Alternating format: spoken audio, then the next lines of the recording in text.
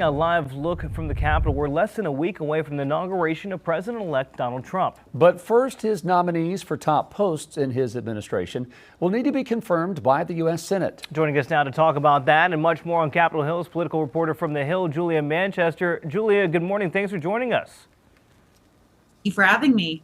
Let's start right here. Obviously, one of the most controversial here. Pete Hegseth is set to have his confirmation hearing 9:30 this morning. We haven't seen somebody not make it through a confirmation process since George Sr. Bush was in office. But what do we expect to happen here?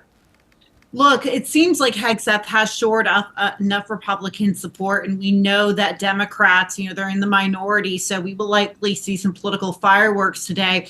They will really seek to hammer him on the multiple sexual assault allegations he faces, or misconduct allegations Pete Hegseth has faced, something he denies. Also, over what they say is a lack of experience for, preparing to head a massive bureaucracy like the Pentagon. We know that Pete Hegseth, for example, has, a career resume of obviously serving in the military, but also being a conservative talk show host on Fox News. So there are questions as to whether he has the proper experience for this. On top of that, there are also questions about his leadership experience running a number of nonprofits, accusations of drinking on the job. So we expect Democrats to really hammer Hegseth on that. But there are some Republican senators we are looking out for, including Iowa Senator Joni Ernst. Now, she is someone who's on the Senate Armed Services Committee. She is a female veteran herself. She has pushed back in the past about Hegseth's past comments on women in combat, a stance he has since moderated. But, we are looking out for a few key Republican senators. But for now,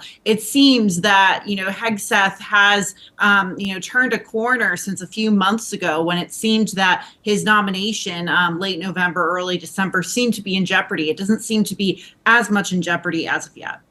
For this role, Julia, whether Pete gets confirmed or not, I feel like there's this delicate dance between the role is trying to protect the president and his objectives, the executive branch, but also they know Congress holds the purse strings and pays the bills.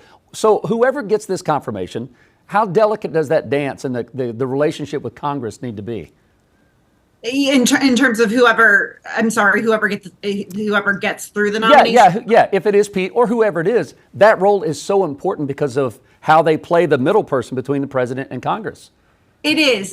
And then I think, obviously for Senate Republicans and Republicans in both houses, this is all about, implementing President-elect Trump's agenda. There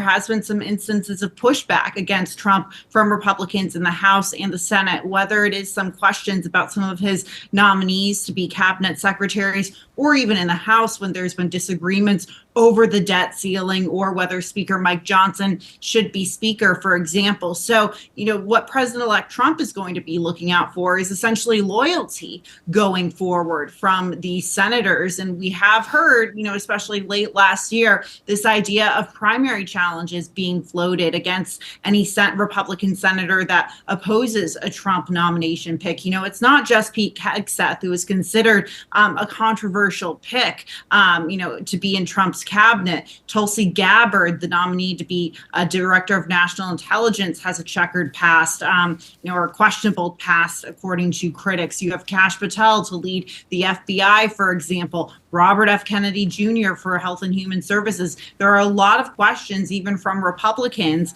but a lot of these Republican senators have to keep their own political futures in mind going forward, because at the end of the day, President Trump wants to hit the ground running with these cabinet picks to really implement his agenda. Oh, I think you hit the nail right there on the head there in terms of balancing what Trump has said. Hey, these are my marching orders. I would like you to comply. And I think there's a lot that goes with a message from the president-elect right now. I do also want to ask you, since we're talking about the president-elect and what he would like to be seen talking about, you also recently wrote about Gavin Newsom, what's going on in California with the wildfires there, and the potential that he's worried that the president-elect could withhold funding from California. What's the latest with that? Well, look, over the weekend, we saw Gavin Newsom go, and he's really been on, a press circuit tour, if you will, in California and national media. It makes sense as the governor of California. But he has been voicing this concern that President-elect Trump, for political purposes, could withhold funding from California. We oftentimes see Republicans really, pile on California because it is seen as that emblematic blue liberal state. That being said, though, President-elect Trump also said over the weekend that he would be willing to work with Gavin Newsom despite the war of words between the two. Vice President-elect J.D. Vance was asked about, Trump potentially withholding funding. He said essentially that Trump loves, every American, even, including Americans in California. So he seemed to, push that off the table. The question, though, going forward is disaster relief or federal funding, for California amid these wildfires, is it tied to this debt ceiling fight that we've been talking about in Washington and this reconciliation package, to enact Trump's agenda? That's the question we're really asking here in Washington. So we're kind of seeing these two worlds collide in terms of how California gets its disaster relief during the Trump administration. We know you have a jam-packed schedule today on Capitol Hill. Julia, thanks for your time. It's also busy out in California, so we'll be talking soon. Thank you so much. Thank you.